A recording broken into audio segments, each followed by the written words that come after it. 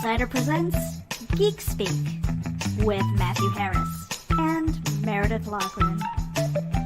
We cover entertainment, news, and tech with special guest appearances. So sit back and enjoy as we geek out together right now. Good afternoon, everybody. This is Meredith Loughlin with my co-chair, Matthew Harris, and this is Geek Speak. This afternoon, we have a very special guest, Marc Bennett, who is the director of the Tattooed Torah, which is a critically acclaimed animated short film that deals with the Holocaust. And this is narrated by Ed Asner, who I'm a huge fan of. Let me just drop the card here. Hello, Marc. Thank you for joining us today on Geek Speak. We really appreciate you taking the time. Thank you for having me. So tell us about this film, how it came to be, and how you got your hands on this. That's an interesting story. I'm a director. I'm also a fine artist, and I've done, began in the commercial world, done features and got into short films and now a lot of documentaries, but I've never done any animation before. I've done animation as parts of documentaries that I've done, but never an animated film. And I was doing an art show up in Chicago for one of my projects, and I met a woman who had heard I was also a filmmaker. And she came and introduced herself and showed me this beautiful little children's book that her mother had written 30 years ago. Her mother was head of education for Jewish schools in Chicago and was teaching all kinds of different, developing programs for all kinds of different Jewish cultural events and holidays and stuff. And she thought, there's really nothing else out there for children that teaches the lessons of the Holocaust, in a palatable and engaging way. And so she decided to write this book, and it became a staple for Holocaust education over the last 30 years. So anyway, Beth Kopin, who's the daughter, came, showed me the book, short, told me what it was about. I looked at the magnificent illustrations, and I said, I'll do it. She had wanted to make it into an animated film, and I just right there on the spot said I would do it because I thought the message was really important, especially what's going on in our world today. And also, I just thought that the beautiful illustrations would lend themselves to a wonderful animated short. Little did I know how much work that would take, since I hadn't done animation before. But we got it done, and we're really proud of the results. But it was a 4-year endeavor, but we were able to attract some pretty amazing people to come along and help make it all happen. Mm-hmm. That's great. And the reason that we're doing this special edition of Geek Speak, folks, is that you can see the Tattooed Torah tomorrow at 7 p.m. Eastern, 4 p.m. Pacific. And it's a short, it's a little over 20 minutes long. But then after that, they are having a panel with none other than narrator Ed Asner. And so that is tomorrow. And so we wanted to get Marc on here. Before that, there's some works going on. We might actually have Ed visit us later in the week. They're trying to work on that. But anyway, and then now, is it just Ed tomorrow at the panel? Because that's the way it kind of read. No, actually, there's a few of us, myself, the director and co-writer, the other co-writer, Beth Kopin, his grandmother wrote the book, and he's the son of Beth Kopin, the producer. So it's Brett, myself, Melinda Goldrich, who is one of the funders from her family foundation, the Goldrich Foundation, and also Stephen Smith, who is also an executive producer and also the director of the USC Shoah Foundation that Spielberg started, as well as Ed. And the last guest, but not the least important, is Daniel Alshay, a really wonderful composer that wrote the score for the film. So that is, I think there's cool. 5 or 6 of us. Yeah. And I'm actually getting ready to share the link there. So Matthew, if you've got another question while I type this out. Sure. Can you tell us a little bit, Marc, about the story itself? We know that it's a children's story about the Holocaust, but can you give them, without giving away the whole plot of the movie, can you give a synopsis of what's going on? Sure. It's a story of a little Torah from Czechoslovakia that was pilfered by the Nazis during the war and later rescued and restored in Westminster Synagogue, Westminster, by the Memorial Scrolls Trust, which is an organization that took all these damaged and leftover Torahs and religious items and restored them and permanently loaned them to organizations all around the world. And it's a way to teach the Holocaust not only as a period of destruction, but also as an opportunity for redemption. And it was, we pretty much follow the book pretty specifically and pay homage to it in its simplicity and palatable manner, which it presents this topic to young children. But we also had to expand to make a movie out of it. We had to expand it into a 3-act dramatic structure. So it grew a little bit in scope and size from the original book, but it pretty much stays true to the story and the manner of which it teaches that to young children without showing any horrific scenes or death or gas chambers or anything like that. Right. But it's more about teaching the morals and also stimulating the conversation as a starter to this, important topic. Mm-hmm. The idea, well, not the idea, but the practice of storytelling is timeless. And we need stories like this so that we don't forget, one. And, the other thing is that it is a tip of the hat, of the skill of storytelling, but as well as hopefully being a reminder, especially with stories like this, that, we don't repeat the same mistakes. Yeah, and it's funny that we encounter this all the time, and it's such a fine line. But the reality is that it's 75 years after the Holocaust, and we still have genocides happening over and over and over again. Right. So it was our goal with this film to not only educate children about this, but to stimulate this conversation. So things like dehumanization or some of the other more dangerous things that happen that enable genocides to continue, we hope that we can inspire empathy and empathetic action to combat things like that. And there's no better place to start than with young children. Exactly. Now, real quick, this has already won several awards. You guys have been out to several of those screening events, and it's been very well received. Have you seen any pushback or the flip side of this? Have you gotten hate mail or anything from deniers, which is inconceivable to me in this day and age, but have you seen any of that? Fortunately, no. We've only received, actually, we've had a really, really positive reaction in all the film. We've been in, I think now today is 28 film festivals, won 4 awards. And the response has been really great. I think people really are welcoming this type of story and its gentle nature in a way to present this material to children. And I think, whether you're Jewish or not Jewish, there are more universal themes embedded in this story about, things that are sacred, that are desecrated, that is wrong. And some of those lessons are so much beyond any religion or anything. And so far, we've had a really great reaction, and that's exciting.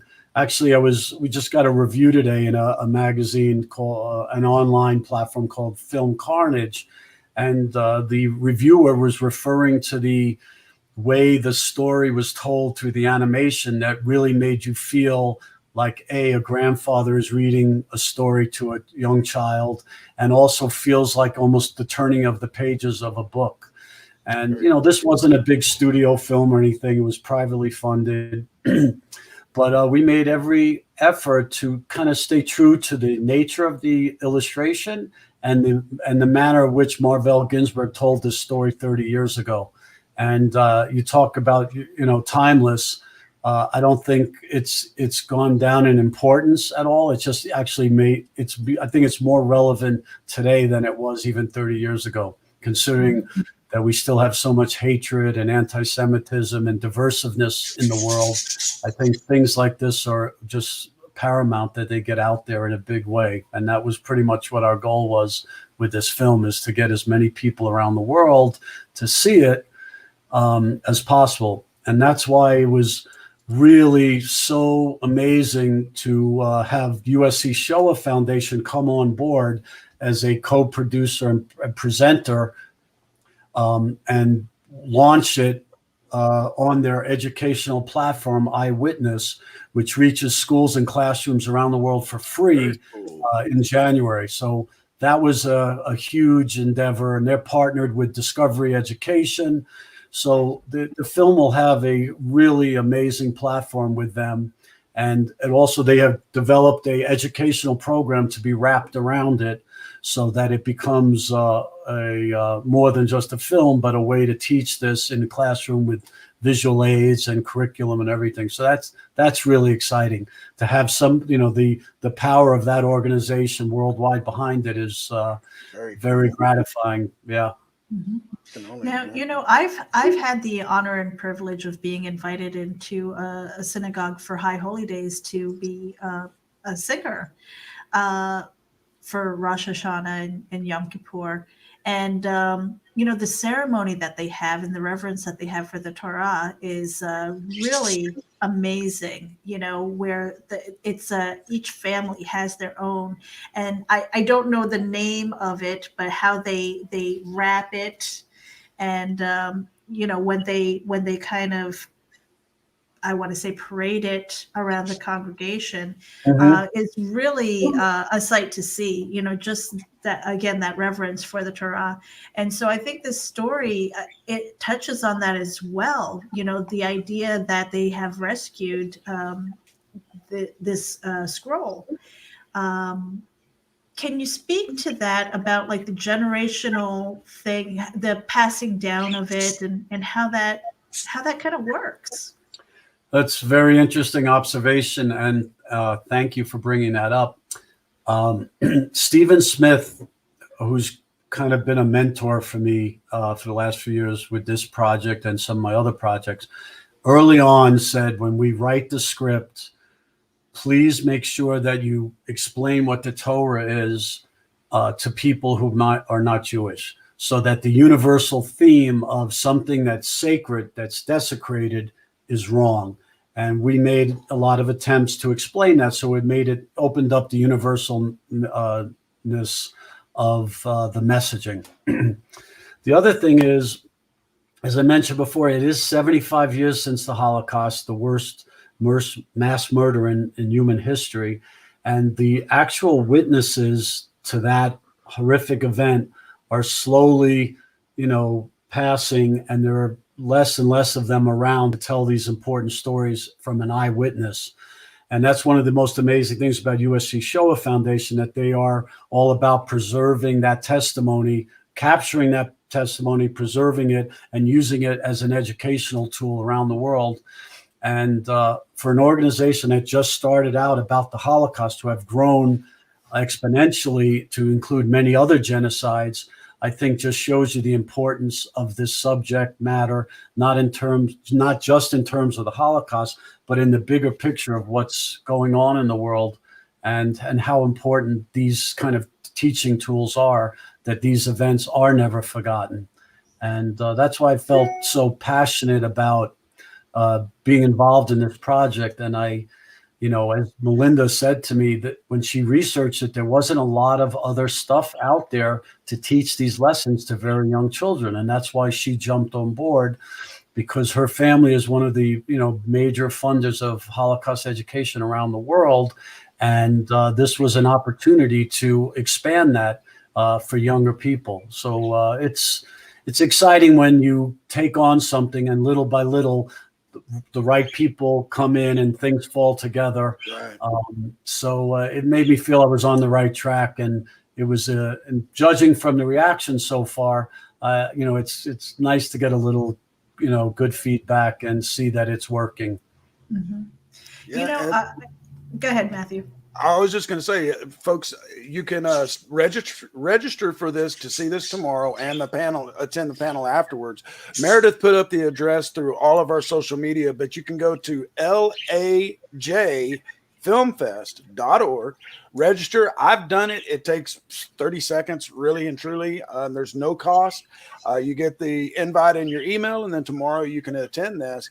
And I want to know, though, Mark, are people going to be able to see this after outside of the festival or the screening tomorrow? And if so, where are they going to be able to see it? That's a good question. So we still are doing the rest of the film festivals that we've applied for. There's another 30 we're waiting to hear from. So right now the film will be seen at the various festivals and tomorrow. The trailer is on our website. The little promo that the team made is on our website. But in terms of seeing it out in public, it'll be launched in January on the Eyewitness educational platform by USC. I'll give you that website as well. And then, we're hoping that we can maybe pick up some broadcast distribution at that point as well. But, our goal is to get it seen by as many people around the world as possible. So we're making ventures into every possible distribution platform to make that a reality. Mm-hmm. One of the things that I was going to say was, as far as educational and things. Now, my youngest is 21, so we're going back quite a few years when they talked about the Holocaust in elementary school, and one of the things that they did was to have kind of an immersive experience in a way. What they did was they shut down all the lights, and they had an audio recording of a story of a young girl hiding underneath the floorboards. And it was powerful and impactful for me as an adult, but, to sit with my kids and to answer questions and things like that. So more stories like this. And that was just one. And there are so many stories that are out there that I truly believe should have a light shined upon it, so that people know. Again, the responsibility of the storytellers is to immerse our audience into those things, so that we can think and try and understand and share the messaging out, that we don't ever want to see anything like this again. Yeah, and that's one of the beautiful things about animation, is that it allows you to create this world, and you're not hampered by the live action filmmaking parameters, and you're able to transport people into worlds that might be difficult to do otherwise, and to do it in a way that is engaging and enlightening and educational, and at the same time entertaining. So it's I think we were able to strike that balance with this, and that was very exciting. And and having somebody like Ed Asner's voice brought to this just took it up a big notch. And he's such an amazing human being and good friend. That was such a pleasure working with him, and things like that just help elevate it and make it even more engaging. Also, Daniel Alshay, our composer, wrote a beautiful score, and we were fortunate to go to Moscow to record it with a 60-piece orchestra and a 30-piece choir. So those, these elements that kept just, working on top of each other and in harmony with each other really helped make something that could be compelling, as well as something enjoyable to watch. Mm-hmm. And S. Daniel, he answered this just a little bit earlier in the interview. They wanted to know how much does the film vary from the book. He said he tried to stay as true to it, or they do stay true to it as much as possible, but they actually had to add a little bit in there just to flesh out the whole story. Does that kind of wrap that up, Mark? Yes, well, that's a very good question, and the answer is yes. The book was much simpler. But it's still powerful, but it was much simpler. And what we needed to do, as I said, was to take this simple story of basically this Torah is pilfered out of a synagogue, stored by the Nazis, numbered, painted, numbered on, and later after the war was discovered and was stored at Westminster, and then somehow ended up in Chicago when one of the members of a synagogue needed a small Torah for his child's bar mitzvah. So that part of it is all a true story. What was necessary, though, was to expand it into more of a 3-act dramatic structure. And that's where my cousin Greg Ferkel came in. He's a writer, and he wrote the story. He adapted the book to the story that then Brett and I turned into a screenplay. And my cousin, who's a wonderful writer, and I respect him tremendously, his idea was like based on Princess Bride. So he created the grandfather telling the story to his grandson. Right. And you'll just see at the end, there's a bit of a twist, but that part is more fictional, but it was a way to take the narrative through and expand on it a little bit, but even add just a little bit more to it to make it even that much more engaging. Now, and right now, what I'm sharing right now on your screen, if you're watching on the live feed and the replay, is if you go to thetattooedtorah.com, I'm kind of scrolling through the artwork. So there are prints available here. You can purchase the book here. You can contact them for events. It talks about the team and some of the reviews. And so I highly recommend that you go over here, bookmark the site, and definitely check it out. This artwork is just absolutely stunning. Yeah, that's one of the things that I felt when we knew we were on the right track is when we found the illustrator of the original book from 30 years ago. And he just happened to live around the corner from my mother in Florida. And that's my goodness. Martin. And not only did we find him and did he live around the corner from my mom, but he had all 20 or so of the original illustrations and paintings archivally preserved. This guy was so meticulously organized. And I'm pretty organized, but this guy was even more. And because I told Beth that if we had to use the book to reproduce the artwork from, it would be much, much better and much richer to use the originals. And when I took on the job, I didn't know if that they existed or we would find them. So it was such a pleasure to meet Martin. He is extremely talented, and there are a few on the website for sale. And if anybody wants to buy one, that would be great, because Martin, I nearly gave him a heart attack when I told him how many illustrations we needed to make the movie. I bet. A little bit about filmmaking, we had to put a budget together before we wrote the script, because in order to write the script, you have to have money to hire the writers. So we put a budget together, and I figured, okay, maybe 20, 25 illustrations in addition to what we had would be enough. Martin gave us a price, and we presented the proposal. We raised the money, and then we started writing, and then Jeffrey Pill and I started storyboarding it, and we came up with a total tally of how many illustrations we would need to make the movie and tell the story that we wrote, and it was more like 109. And I was tasked with going to tell Martin this, and I went back to Florida and met with him in person, and I thought he was going to have a heart attack, but he was so excited and committed to the project that he took it on. It took a little over a year to do, and we worked it out financially. But if anybody wants to buy an illustration, they're all originals and signed. It would be greatly appreciated, because this man deserves it.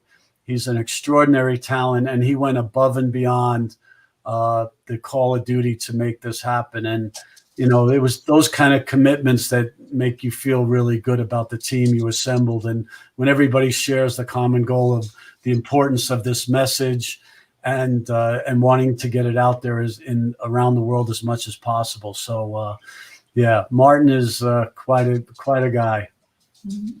And the book is available at the website as well, at the tattooedtorah.com. Yes. The soft cover is available, the hard cover is there, and you can send your orders directly to Beth at kopininteriors@icloud.com. Yes, the book is really wonderful. It's been around a long time. I think they're going to look at going to do another printing because there's not many left. So if you want one, you could check it out. Now, Mark, I think you kind of answered this a minute ago. S. Daniel wants to know, how long did it take to make the film? You said the artwork took about a year. How long did it take to completely do the film? I think beginning to end was 4 years. And again, I never did an animated project before. So I was a little naive about the whole thing, like thinking it would be 20 illustrations, not 109. But I learned something from a filmmaker a long time ago, the Milos Forman, who directed Amadeus. I saw a behind the scenes documentary once with it, and he was pretty adamant about his idea of he wanted to be surrounded by the much more talented, experienced, and knowledgeable people. And that enabled him to make a great movie. And I thought that was the best advice I've ever heard. And I've kind of lived up to it ever since. So I think surrounding yourself with great people like Martin helped make this happen the way it did. And, the other people that came in, like Lisa Efris and her company, $11 Bill, that produced the film, and Christian Robbins, who was the other animator, that was an endeavor everybody joined in with great enthusiasm. And even though it took 4 years, it was an enjoyable 4 years. Mm-hmm. And so what I'm sharing right now on the screen is the event that is happening tomorrow, December 7th at 4 p.m. Pacific, 7 p.m. Eastern. And it is the 21-minute film that's followed by a live webinar with a Q&A that'll take place. And it features Ed Asner. It has Stephen D. Smith, Melinda Goldrich, you, Mark, Brett Kopin, and Daniel Alshay. Now I got to know, Mark, after, this was your first animation and the experience you gained, will you do another animated movie? It's a good question. Who knows? I'm totally open to it, and we'll see what lies ahead. I have a bunch of other film projects and art projects in the works, but I'm always open to it. And I've actually really, really enjoyed the process. And it's I always said that filmmaking was such a wonderful diversion from making art, because making art is a singular endeavor. And filmmaking is such a collaborative one. And I really enjoy collaborative projects. And so the animation kind of combines the visual aspects that I love of art with the collaborative nature of filmmaking. So I hope I get to do more. Very cool. I was going to say, with the animation and things, now you're dealing with the artists more so than actors. That must have been quite a learning curve for you. Right. Well, I miss, working with Ed as as on the set, because we've had such a great time. But it's interesting because you're directing animation is very similar to directing live action. You're just talking to an animator that's making it happen as opposed to an actor. And it seems like such a simplistic thought, but it's actually very relevant, and it's very, the skill set is the same. It just, how you achieve the final result is different. And I'd worked with Jeffrey Pittle for many years on many different projects. So that was exciting. And, I also love working with people that leave their ego at the door. They come in and it's whatever's best for the project, no matter whose idea it is. And that's just a really exciting and fun collaborative environment to work in. And not almost everybody that was a part of this kind of was the same way. So that was really enjoyable. I'm sure that there wasn't, the instant gratification of saying cut, and everybody kind of goes over to the snack table. Right. Yeah, no, when you film an actor walking over to a door and opening it, takes 10 minutes. In animation, that's about 10 weeks. But you get to do it. But then again, when we got into the studio to do the voiceover for it with Ed, he is probably one of the most prepared and professional actors I've ever worked with. He brings so much passion and expertise to his work. He's very philanthropic, and he's very involved in, Jewish causes as well. And he walks the walk. And it's funny, when I called Ed to ask him if he wanted to do this, because I was like, who do I know could play a grandfather? And I was like, oh my God, Ed. And when I called him, before I can even finish explaining what the project was, he said, I'm in. Oh, cool. I was like, wow, thank you. We needed a grandfather for this. He was like, who else are you going to go to? Mm-hmm. So he was, what a delight to work with. And his work ethic, he just turned 91, and his work ethic, it kind of reminds me of Ruth Bader Ginsburg. He is just so dedicated to his work, to giving back, and to being involved in projects that are important and meaningful. So it's a real pleasure to get to work with somebody of that caliber and to be able to call them a friend. Oh, I can imagine. I am really hoping that we get the pleasure of having him on the show later in the week. We, of course, understand if his schedule doesn't allow that. But one thing I wanted to know, Marc, is, again, this was a new adventure for you. What was the hardest obstacle to overcome? Well, besides telling Martin it was, instead of 20, 109, and I wasn't sure I would have to, revive him or resuscitate him, whatever it's called. The hardest part of it, that's an interesting question, because, I think it's just the length of time it took, and to just be okay with that, and just let it organically unfold and develop and get to each stage. And I think that was kind of the hardest part, but this was one of the most enjoyable things I've ever done. And also, something I really believe in strongly about Holocaust education, especially for children. So to be able to be a part of something that could possibly make a difference in the world, that's a really exciting and rewarding feeling for an artist or a filmmaker. Mm-hmm. And if you can bear with us, we've actually got the trailer that is on the website that we can share with our audience. Oh, great. All right. If you guys can hold on, let me see. There it is. We'll be right back. I hope you enjoy this. This is the Tattooed Torah, and it is the trailer for the film short.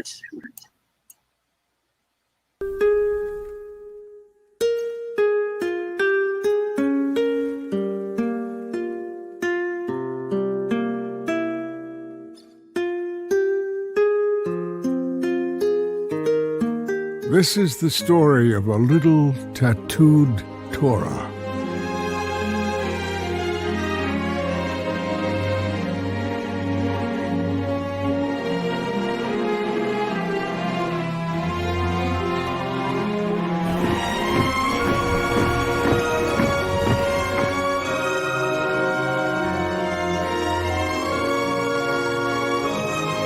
This is how we never forget what happened. How we lost everything but endured and overcame and never gave up hope. This little Torah is the story of our people, tattoos and all.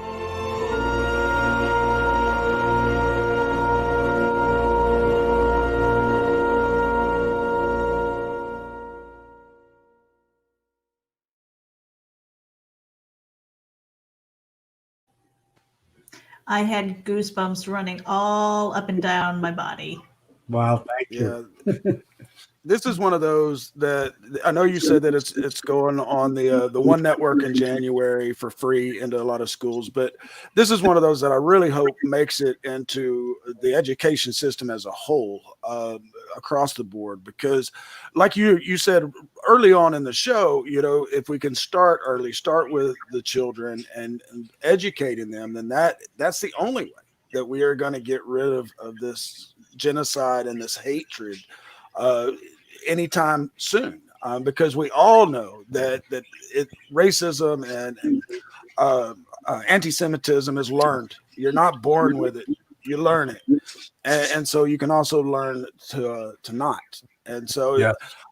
If you folks can make it tomorrow at forget the times, Meredith will tell me, but it's lajfilmfest.org. And you can see the Tattooed Torah and hear Ed with it and see all the great work that's gone into it. And then have you can submit questions in advance as well, but then you can attend the round table and with everybody that's involved. And we'll be there. We got Alan Daniel going. He's one of our writers. I sent him to do the review and stuff so I can go and enjoy it. Yeah, we're excited to have Ed and Steven and the whole crew to be there. It should be an interesting conversation. And we look forward to seeing as many people there as possible and just to keep this thing moving forward. And I hope Ed gets to do your show as well. I'll mention that to him. Great. And, we appreciate being a part of this. So now, Mark, being that this is Geek Insider, we love getting inside the geek. And so I love the genesis story of your journey. How did you get into filmmaking? What got you to this point today? Oh, well, I don't know if you have enough time in this show for that story, but in a nutshell, I've been an artist since I was a young boy. And one of my best friends, Paul Ben Victor, who I grew up with in Brooklyn, became a really successful actor. He's done hundreds of movies, and you saw his face, you'd recognize him. He just was in The Irishman with Pacino and De Niro and a bunch of a million other films. But he kind of nudged me into directing. He knew I was a fine artist, and which I love doing. And as I mentioned before, filmmaking was more of a collaborative endeavor, which I was really attracted to. And, as I said, I was always a visual person. To add motion and sound to that love and medium was really exciting. So it was a natural fit for me.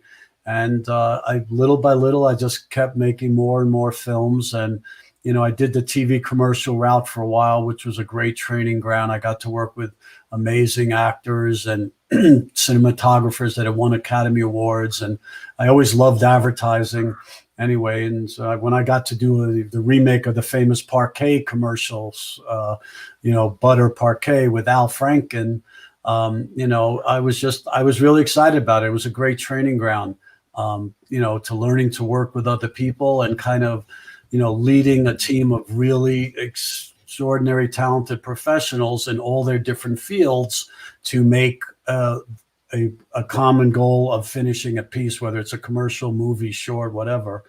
And I really enjoyed it. And now to finally do something in animation is really exciting. And I just hope to keep doing more.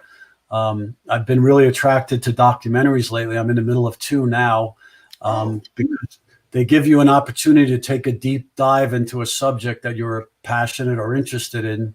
And so that's been very exciting. But I really love just, both my artwork and filmmaking, because they both are so different, and they are both, in a way, a break from the other. The singular nature of art as opposed to the more collaborative nature of filmmaking. But I feel very fortunate to be able to do both. See, and I turned into the guy that I never thought I would be, where I watch a lot of documentaries and the History Channel. Can you give us any insight on these documentaries that you're working on? Sure. One of them is tentatively called For the Living. It's about a bike ride that takes place every year from Auschwitz, the concentration camp, to the Jewish Community Center in Krakow, 60 miles away. It was done as a fundraiser and awareness building for the JCC there, for their raise money to support their Holocaust survivors.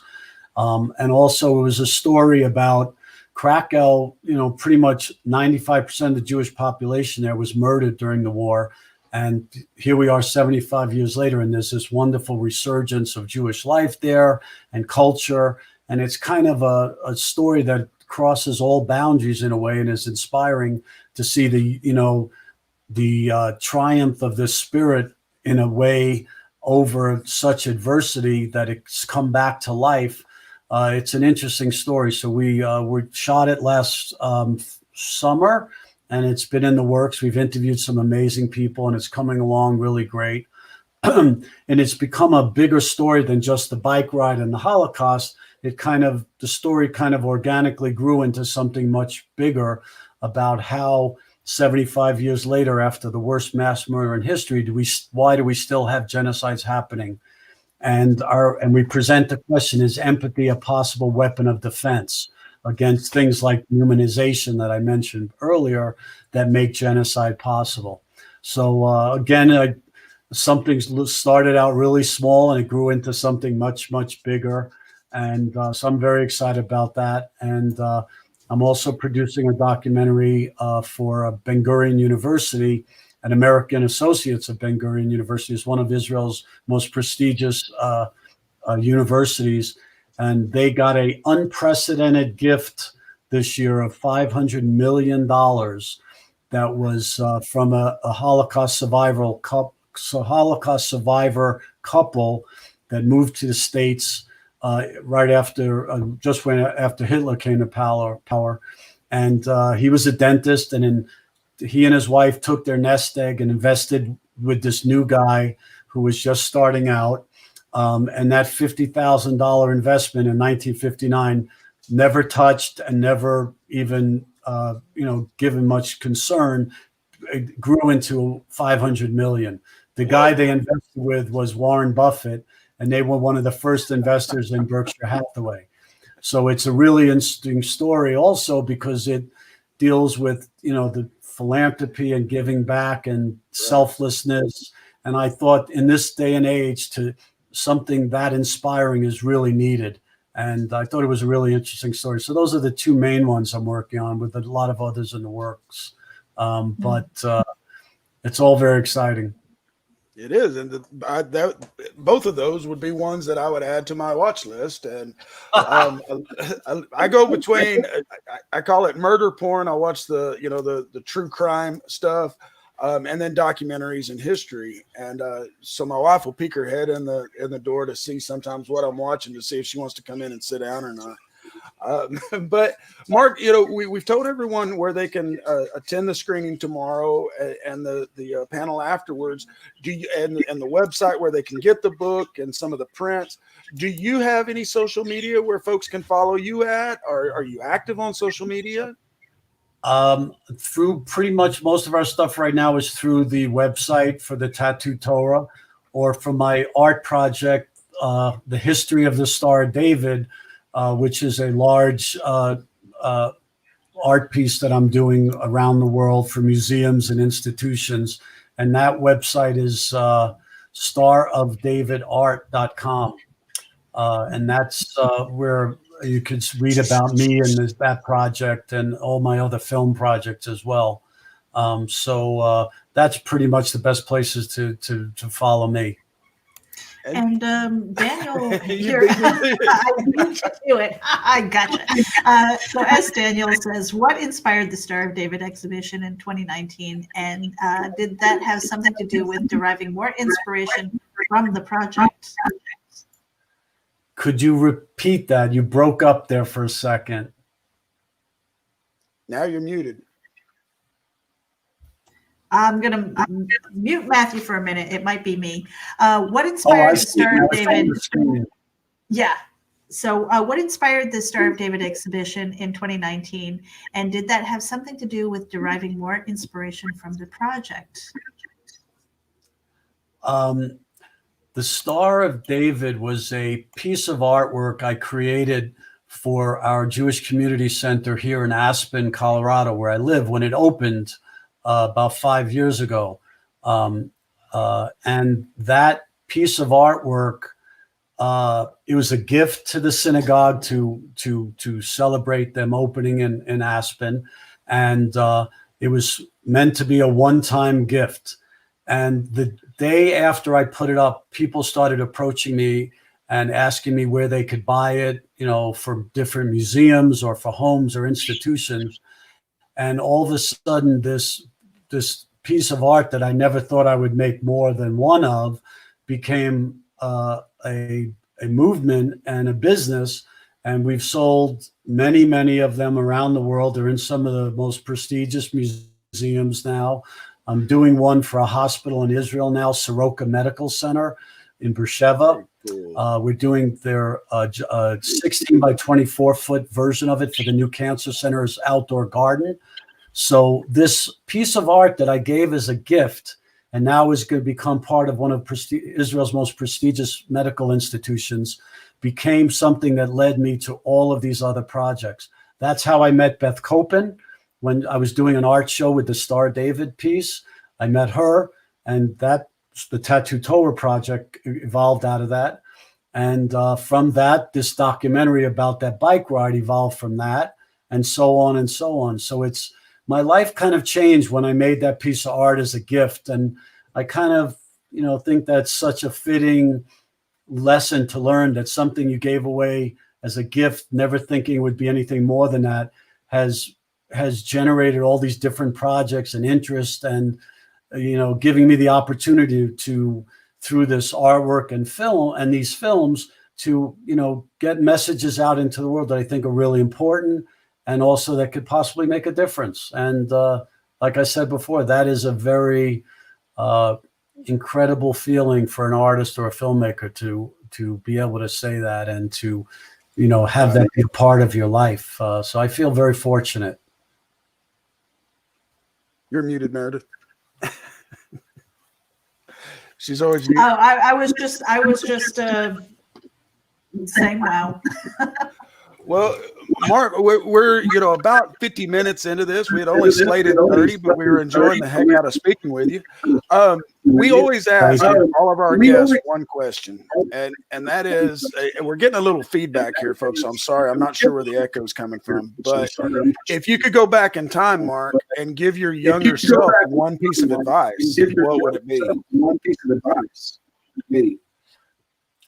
Very good question. Well, when I was growing up, being an artist was not a career option, not in my family anyway. Even though one of my uncles was a very famous avant-garde filmmaker, and ran one of the most prestigious avant-garde film workshops in New York and around the world.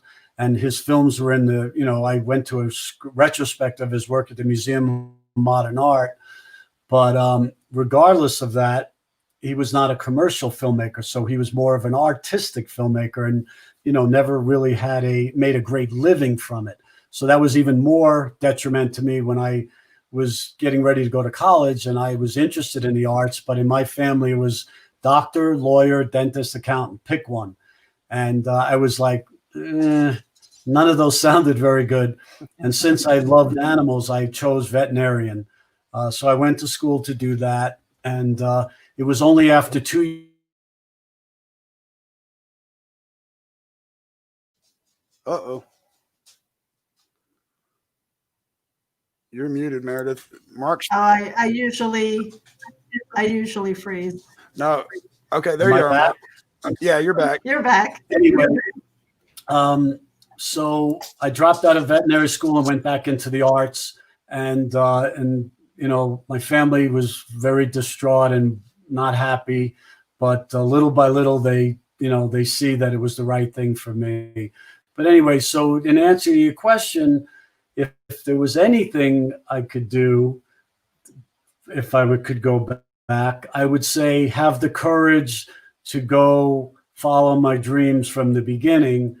But, I don't really regret it because I did 2 years of university and veterinary school and I got a great education. But I think that ultimately I came around to where I needed to be. And I was very fortunate to be surrounded by people like my best friend, Paul Ben Victor, who went to college to study theater and acting, encouraged me to take the leap of faith and do it. So I think I don't have any regrets, but I think the only advice I would say is surround yourself with people that support you and understand you and give you the courage to do whatever it is you want to do and not, be afraid. Fear, I think, is our greatest detriment. And life is, even if we make it to 100, which I hope to do, you don't want to look back and ever say, I wish I would have done this or that. You want to live your life fully because it could be taken away from you so quickly at any point during the journey. So it's like I try to live a life of, doing things that I feel have purpose, that I'm passionate about, and the rest is out of my control. Well, again, folks, y'all can see the short tomorrow of the Tattooed Torah at lajfilmfest.org. You can get copies of the book in soft and hard copy, and as well as prints, signed prints at thetattooedtorah.com. Marc, it has been a blast meeting with you, sir. Don't go anywhere. We want to say bye to you off the air, but it's been a blast having you. And anytime you have any projects going on, when those documentaries are coming out, shoot us an email, Matthew at Geek Insider, Meredith at Geek Insider. We'd love to have you back on and let the audience know what you got going on. Shoot us an email, Matthew at Geek Insider, Meredith at Geek Insider. And we have a little bit. It's been a pleasure. Thank you, Matthew. Thank you, Meredith. And on that note, you guys, again, tomorrow it is from 4 p.m. Pacific or 7 p.m. Eastern. Make sure that you head over there. It is free to view, but you need to register, and then you will get an email with access. And then there's an amazing panel afterwards. I hope you tune in. On that note, have a great evening. We will see you soon. Geek out, everyone. We will see you soon. Geek out, everyone. At Geek Insider, we foster relationships with those in the geek sphere so we can give our audience the insider view of entertainment, tech, and more.